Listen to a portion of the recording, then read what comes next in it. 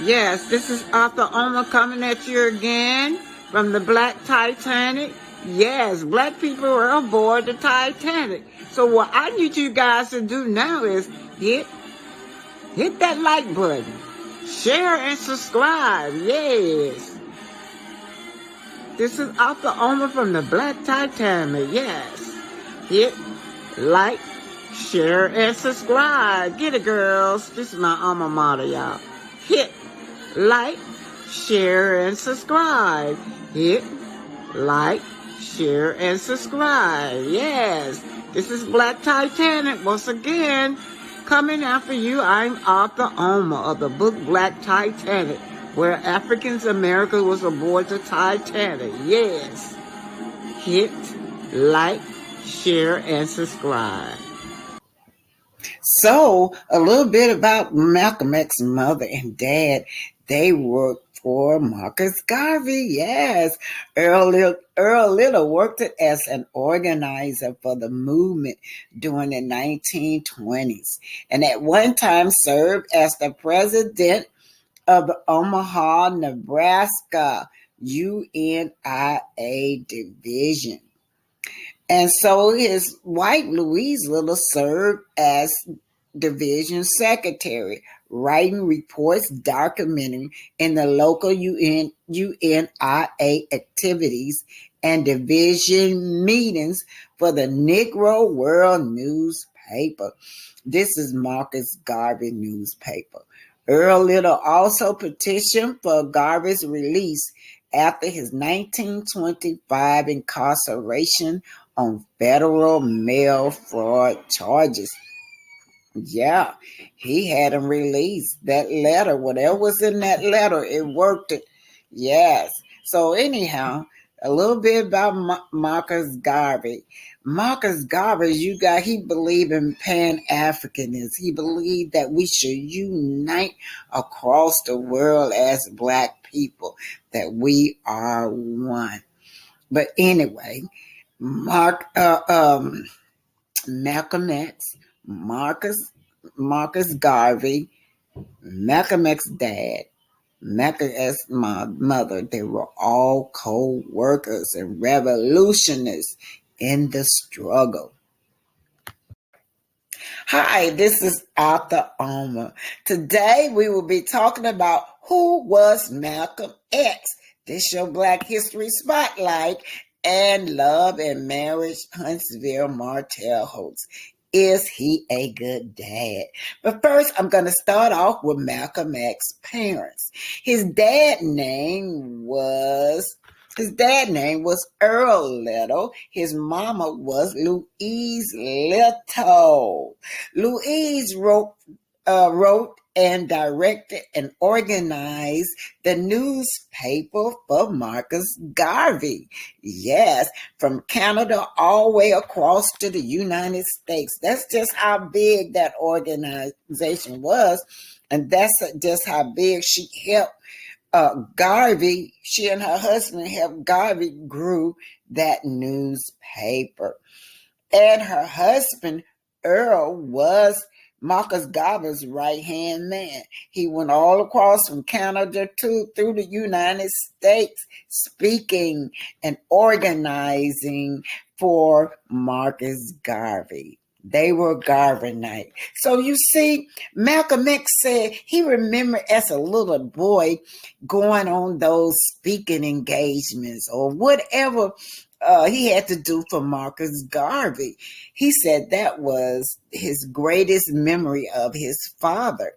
So you see, Malcolm X was groomed from an early age, watching Marcus Garvey, watching his dad fight for justice way back since he was a child. But Malcolm X's dad was murdered. They say he was murdered by Ku Klux Klansmen, that they tied him on the track and ran him over. After that, his mother had a mental breakdown, and then they separated all the children. Malcolm X went into foster care, and that is what he was. He was in foster care.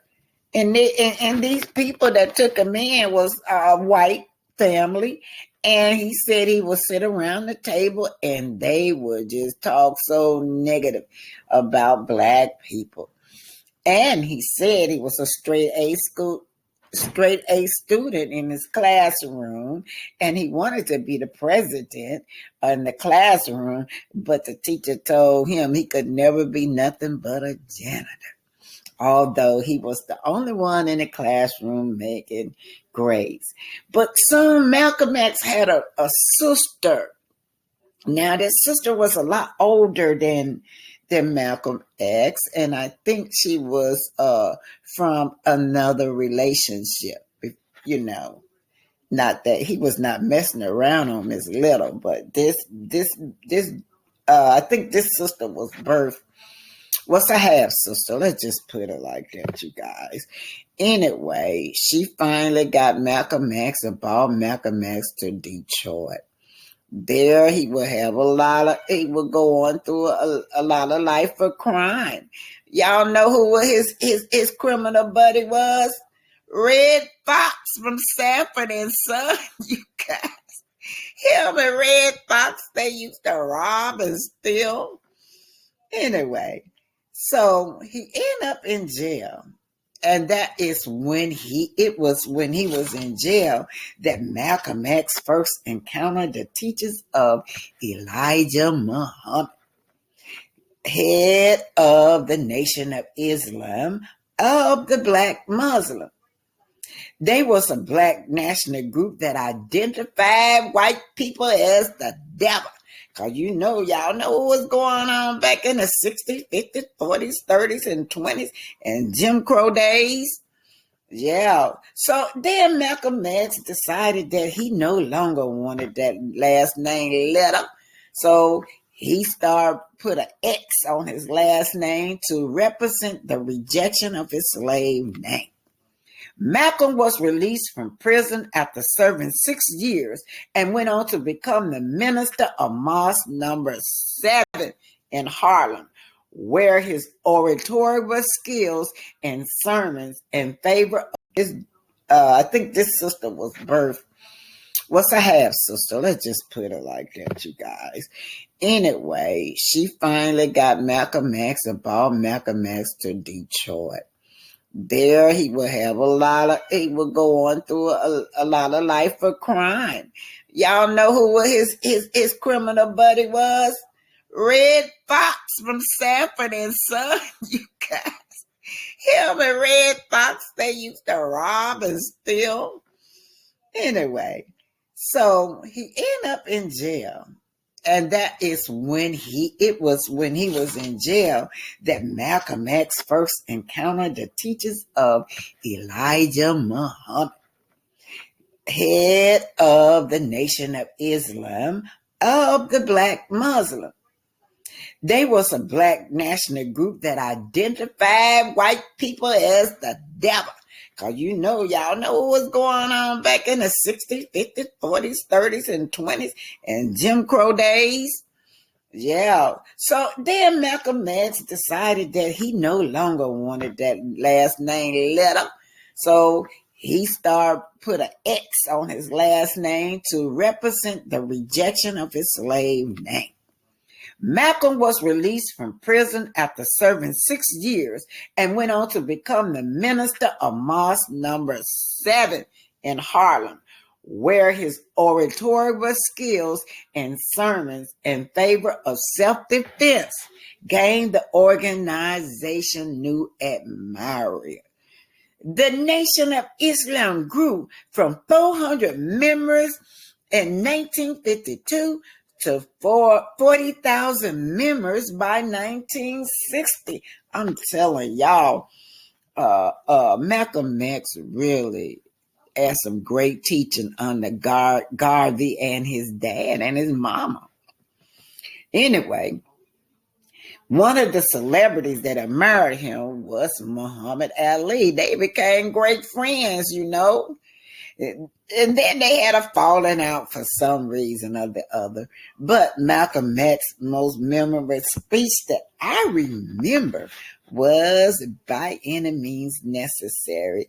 And I feel very important because I think I was in junior high school at the time. And he came to our school and our church in Cleveland, Ohio, and then in Detroit too.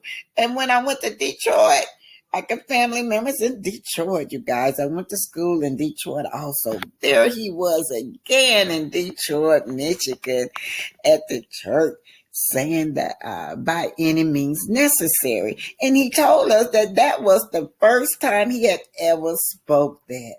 However, there was a lot of controversies about that. I mean, they took it and ran with it. By any means necessary, that mean anything violent. You know, sometimes by any means necessary, you have to come to a conclusion of how am I going to get out of this curveball, right? There's more than one road I could go down, you know. So anyway, by any means necessary speech put him on the opposite end of the spectrum from Martin Luther King Jr. Now let me tell y'all something. Martin Luther King Jr. Cleveland, Ohio was not his territory. Martin Luther King Jr. wanted to come up there and speak.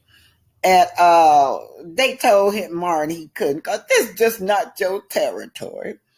Martin came anyway, you guys. He came on anyway. And of course, everybody respected him.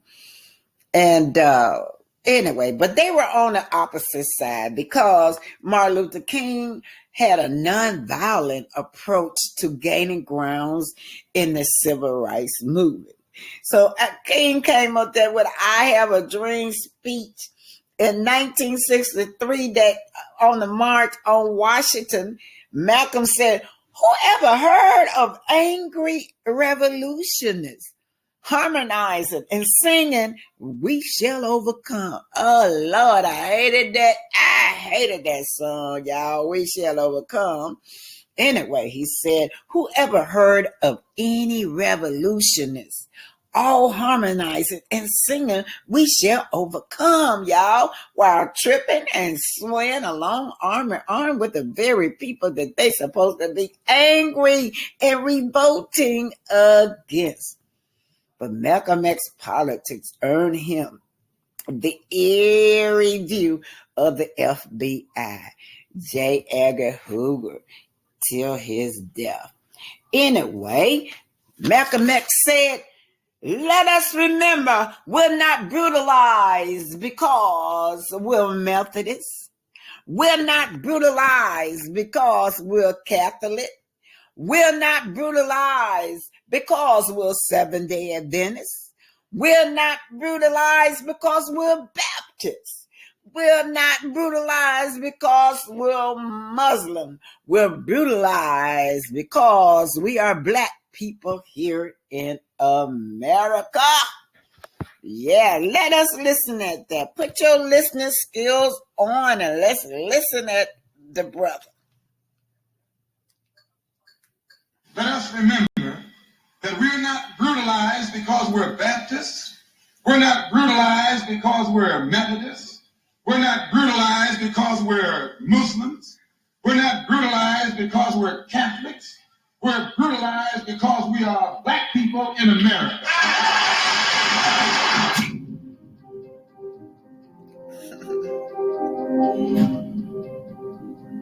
Go where the Uncle Toms are, and you'll find the house Negro. Go where the Negro leaders are, and you'll find the house Negro.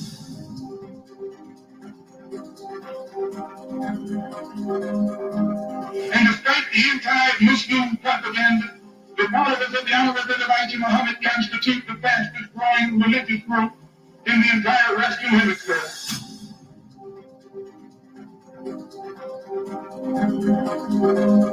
don't you be fooled by Kennedy.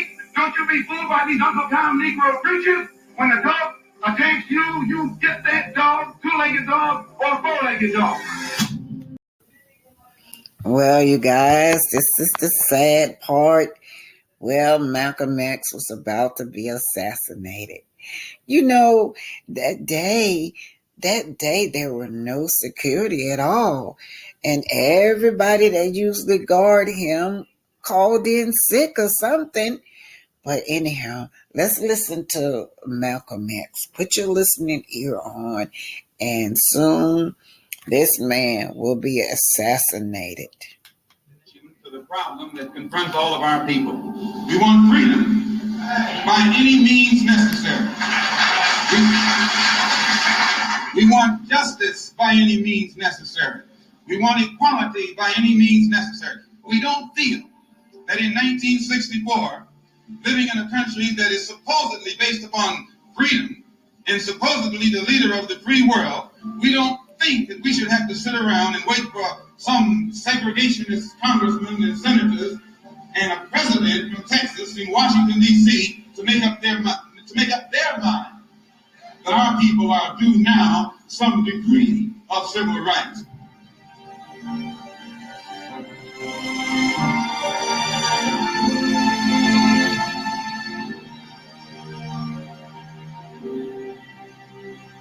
I think that the people in this part of the world would do well to listen to Dr. Martin Luther King and give him what he's asking for and give it to him fast before some other factions come along and try to do it another way.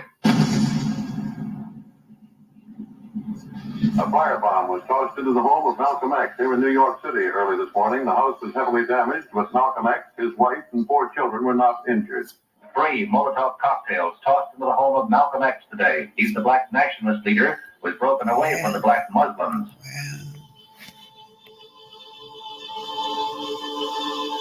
I wanted you to know that my house was bombed. It was bombed by the black Muslim movement upon the orders of Elijah Muhammad. Now, they had planned to do it from the front and the back so that I couldn't get out. But had that one gone through that window, it would have fallen on a 6-year-old girl, a 4-year-old girl, and a 2-year-old girl. And I'm going to tell you, if it had done it, I'd taken my rifle and gone after anybody in sight. The only thing that I regret in all of this is that 2 black groups have to fight and kill each other off. Elijah Muhammad could stop the whole thing tomorrow just by raising his hand. Really, he could. He could stop the whole thing by raising his hand. But he won't. He doesn't love black people. He doesn't even love his own followers. Proof of which they're killing each other. They killed one in the Bronx. They shot another one in the Bronx. They tried to get 6 of us Sunday morning.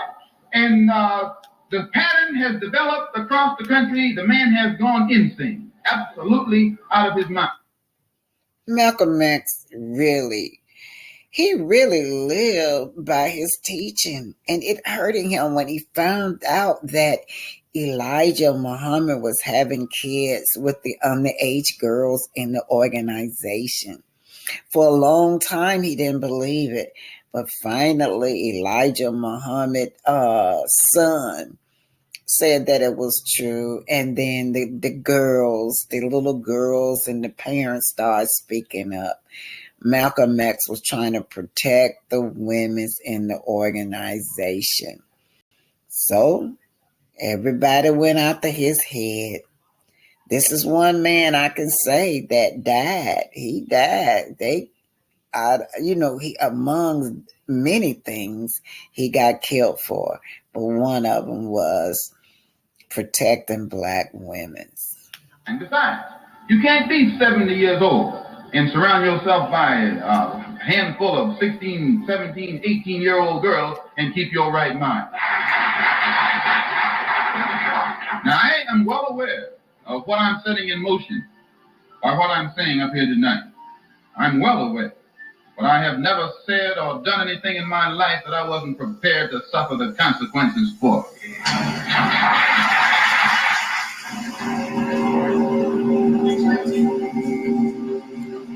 So right now, Malcolm X is getting ready to February 21st, 1965. Malcolm is scheduled to give a speech. There it is. Pandemonium is the only word that I can use to describe the scene here. Reporter Gene Simpson attend Malcolm's speech on the day from work. He make the first report from Auburn. When Malcolm came on the stage and greeted the audience, several persons, it happened so quickly I can't describe them, stood up and fired shots.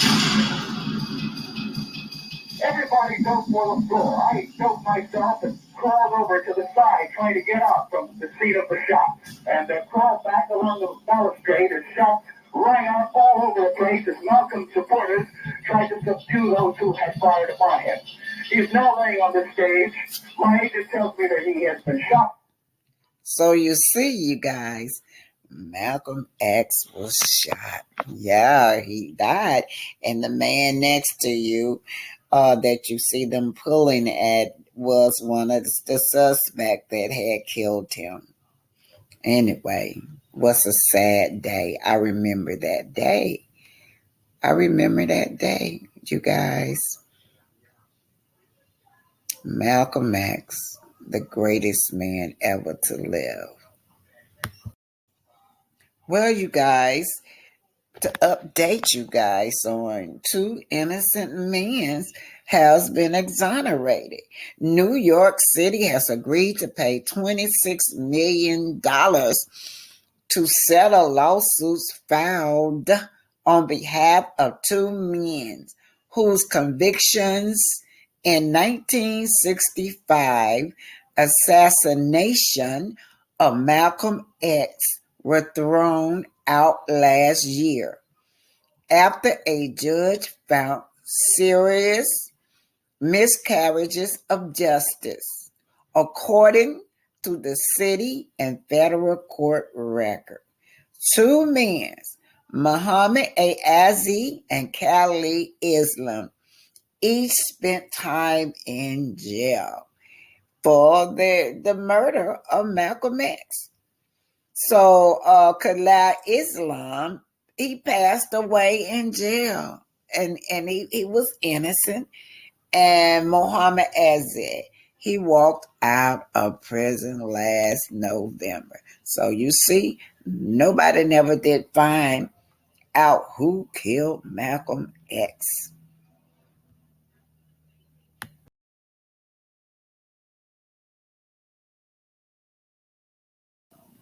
Well, since the Upscale magazine came out about calling Martel host a survivor, fans are changing their mind. Is Martel host a good dad? What constitutes a good dad? Is it just showing up for photo ops with your children? Or is it being compassionate and sensitive to your children's feelings?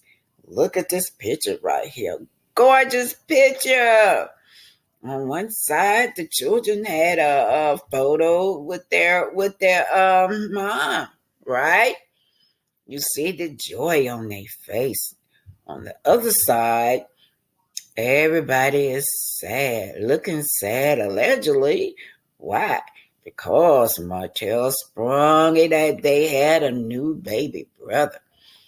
Yeah, there was a lot of conflicts in this family. This man cheating on his wife. Yeah, this man took he took everything from his kids, you guys, and he say he's a survivor. They had nothing to sleep on. He didn't even care whether the children had a bed to sleep in. Anyway, you guessed it, you guys. That's what I want. We're going to talk about this. Y'all answer this. Is this man a good dad or not? Yeah. Great question. Fans are changing their minds. Is Martel hosts a good dad? He's also a copycat. Everything his ex-wife do, he does it too.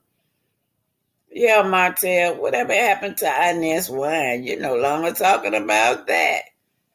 How are you supporting these children?